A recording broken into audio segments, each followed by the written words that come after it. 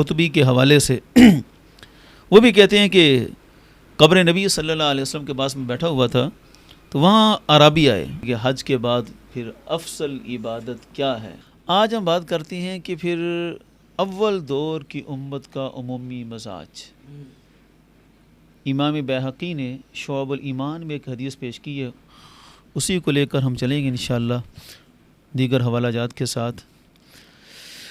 شعب الایمان امام بیہقی علیہ رحمہ اولین دور کے محدثین میں سے ہیں، اور جن کے ہاں سمجھیں کہ سند ہوتی تھی، اور یہ ان کی جو کتب ہیں وہ بھی حدیث کی کتب میں مصادر کی حیثیت رکھتی ہیں، بیسک سورسز جنہیں کہا جاتا ہے حدیث کی کتب میں. تو انہوں نے ایک حدیث پیش کی شعب الایمان میں، وہ تفصیل کے ساتھ موجود ہے. ایک عرابی نے حج کیا. یہ جو عرب کے عام سادہ لوگ ہوتے تھے، اب ہم بات لے کر آئیں گے عام مسلمانوں کا. عام مسلمانوں کا مزاج کیا تھا. حج کا بھی آج کل سیزن ختم ہو چکا ہے، اور سمجھیں کہ حج کے بعد پھر افضل عبادت کیا ہے. سمجھیں کہ یہ بھی حج کے بعد جو افضل عبادت تھی اسی کی طرف پھر انہوں نے رخ کیا، حج کیا، اور پھر مدینہ شریف حاصل ہوئے سید عالم صلی اللہ علیہ وسلم کی بارگاہ اقدس میں. فرماتے ہیں کہ جب وہ مسجد رسول صلی اللہ علیہ وسلم کے دروازے تک پہنچے تو اپنے اونٹ کو انہوں نے بٹھایا، اس کو باندھا، پھر مسجد شریف میں داخل ہوئے. حتیٰ اتى القبر، مسجد سے ہوتے ہوئے سیدھا سید عالم صلی اللہ علیہ وسلم کی قبر انور روضہ پاک پر حاضر ہوئے. وَوَقَفَ بِحِذَاءِ وَجْهِ رسول اللہ صلی اللہ علیہ وسلم، کہ اللہ کے رسول صلی اللہ علیہ وسلم کے وجہ، جسے ہم مواجہہ شریف کہتے ہیں، مواجہہ شریف کے سامنے ہو کر وہ کھڑے ہوئے. آج لوگوں کو وہاں روکا جاتا ہے کہ جناب ادھر رخ نہ کریں، ادھر قبلہ ہے، حالانکہ دعا کا قبلہ تو آسمان ہے، اس کے لیے تو کوئی قبلہ معین ہے ہی نہیں. یہاں ایک عرابی کا پورا واقعہ نقل کیا کہ وہ رسول اللہ صلی اللہ علیہ وسلم کی مواجہہ شریف کی طرف رخ کر کے کھڑے ہوئے اور آ کے پکارا، بھی ابی انت و امی یا رسول اللہ، حضور میرے ماں باپ آپ پر قربان ہوں. جئتک مثقلا بالذنوب والخطایا مستشفعا بک علی ربک. عرض کیا حضور میں گناہوں کا، خطاؤں کا بوجھ اٹھا کر آیا ہوں یہاں پر، اور آپ کی بارگاہ سے شفاعت کا طلبگار ہو کر رب عز و جل کی بارگاہ میں آپ کی شفاعت مجھے چاہیے. اور آگے وہی آیت پڑھی کہ اللہ نے فرمایا ہے وَلَوْ أَنَّهُمْ إِذْ ظَلَمُوا أَنفُسَهُمْ جَاءُوكَ فَاسْتَغْفَرُوا اللَّهَ وَاسْتَغْفَرَ لَهُمُ الرَّسُولُ لَوَجَدُوا اللَّهَ تَوَّابًا رَحِيمًا.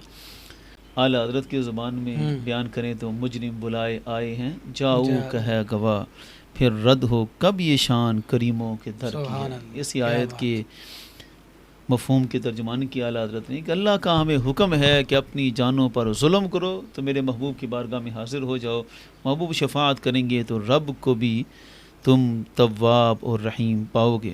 لوگوں کی طرف متوجہ ہو کر یہ شعر پڑھا سید عالم صلی اللہ علیہ وسلم کی تربت اقدس کے بارے میں. یہ شعر بڑا کمال کا ہے، اور اسی میں ہماری ترجمانی ہے اور ہماری فتح ہے. یہ شعر یا خیر من دفنت بالقاء اعظمہ، کہ اے وہ مقدس ترین ہستی، خیر من دفنت، کہ جن کو بھی زمین میں دفن کیا گیا ان میں سب سے مقدس ترین ہستی، بہترین آپ ہی ہیں جن کے وجود کو زمین کے سپرد کیا گیا. فطاب من طیبہن القاء والاکم، کہ حضور صلی اللہ علیہ وسلم کی برکت سے اس زمین کے ٹیلے اور چٹانیں یہ بھی خوشبودار ہو گئیں. یعنی ان کا تخیل دیکھیں، ایک ہے کہ جس زمین میں وجود مبارک ہے وہ خوشبودار ہوئی، لیکن تخیل یہ ہے کہ حضور صلی اللہ علیہ وسلم کے آنے کی برکت سے یہ دور دور تک پہاڑ، ہر چیز ہی خوشبودار ہے.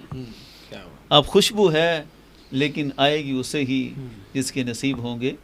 نفس الفدا لقبر انت ساکنہ فیہ العفاف فیہ الجود والکرم، میری جان فدا ہو اس قبر پر کیا کہ اس قبر میں حضور ساکن ہیں. یہ بڑا ادب کا جملہ ہے، یہ نہیں کہ قبر میں مر کے مٹی مل گئے جس طرح معاذ اللہ ساکن کا لفظ استعمال کیا کہ حضور آج بھی یہاں پر ایک ساکن کی حیثیت سے ہیں، جس طرح ایک مکان پہ بندہ ساکن ہوتا ہے، تو سید عالم صلی اللہ علیہ وسلم کی قبر مبارک میں ایک ساکن کی حیثیت سے ہیں۔ فیہ العفاف و فیہ الجود والکرم، اس قبر مبارک میں عفاف بھی ہے، جود و کرم، سب کچھ اس قبر مبارک میں ہے۔ تو وہ جود و سخاوت کے طلبگار تھے، تو انہوں نے یہ کلام پڑھا۔ اب یہ جو شعر ہے نا، یہ آج بھی روضہ مبارک کی جالیوں پہ کندہ ہے۔ اچھا، یا خواجہ شریف کی جو جالی ہے نا مقدس، تو یہ اولین دور کا، یہ عرابی نے یہ پڑھا۔ تو روایت اس کے پہلے کی بھی ہے کہ غالباً مولا علی رضی اللہ تعالیٰ عنہ کا ہے، یا حضرت ابوبکر صدیق رضی اللہ تعالیٰ عنہ کا، یا سید عالم صلی اللہ علیہ وسلم کی کسی پھوپھی جان کا ہے۔ الغرض یہ ایک معروف شعر تھا۔ اس وقت یہ سید عالم صلی اللہ علیہ وسلم کی قبر انور پہ پڑھا گیا، اور پڑھ کے انہوں نے کہا حضور آپ کی بارگاہ میں آئے ہیں، اس قبر مبارک سے ہی جود، سخاوت، کرم کی ہمیں امید لگی ہے۔ تو سید عالم صلی اللہ علیہ وسلم کو پکار کے انہوں نے شفاعت طلب کی کہ اللہ کا حکم ہے کہ حضور کی بارگاہ میں آئیں تو اللہ رب العزت بھی بندے کی توبہ کو قبول کرتا ہے۔ تو اس طرح انہوں نے سید عالم صلی اللہ علیہ وسلم کی ذات اقدس کو مخاطب کیا۔ عتبی کے حوالے سے وہ بھی کہتے ہیں کہ قبر نبی صلی اللہ علیہ وسلم کے پاس میں بیٹھا ہوا تھا، تو وہاں عرابی آئے، انہوں نے یہی عمل دہرایا، سید عالم صلی اللہ علیہ وسلم کی قبر انور کی طرف متوجہ ہو کر یہی شعر پڑھا، یا خیر من دفنت بالقاع اعظمہ، سید عالم صلی اللہ علیہ وسلم کو پکارا۔ اب آگے عتبی کہتے ہیں کہ وہ تو پلٹ کر چلے گئے، پھر آگے کیا ہوا، فحملتنی عیناج، کہتے ہیں آنکھوں پر جب نیند کا غلبہ آیا تو اس عالم میں خواب میں نبی پاک صلی اللہ علیہ وسلم کی زیارت میسر آئی۔ سبحان اللہ۔ فقال علی یا عتبی، سید عالم صلی اللہ علیہ وسلم نے خواب میں فرمایا عتبی جاؤ اس اعرابی سے ملو، فبشرہ بان اللہ تعالی قد غفر لہ، اور اسے خوشخبری سنا دو کہ اللہ نے تمہاری مغفرت فرما دی۔